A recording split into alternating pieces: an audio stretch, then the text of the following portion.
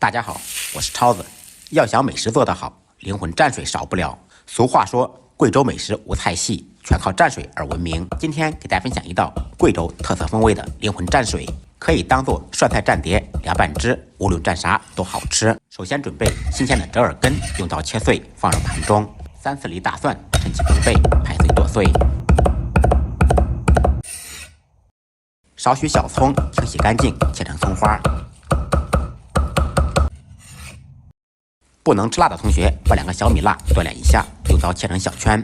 全部切好以后，放入碗中，再放入100粒白芝麻。贵州蘸水的灵魂在于折耳根和胡辣椒面，放入一些胡辣椒面。锅烧空气，烧至冒烟以后，放入1小勺油，油热以后，放入10粒花椒，把花椒炸出香味。炸好以后，用米漏打掉残渣，热的花椒油浇在调料上面，喷一下，小香味就出来了。稍微晾凉以后，放入1点毛盐，半小勺白糖，少许1品鲜酱油、香醋、蚝油，再来1点芝麻香油、香菜末，用筷子搅拌均匀，一款万用蘸水凉拌汁就做好了。涮菜、凉拌菜必备，香辣过瘾，回味无穷，蘸天蘸地蘸空气蘸鞋底都嗷嗷香。学会的同学点完赞，动起手来试着做一下吧。再忙再累，记得按时吃饭。下期视频见，拜拜。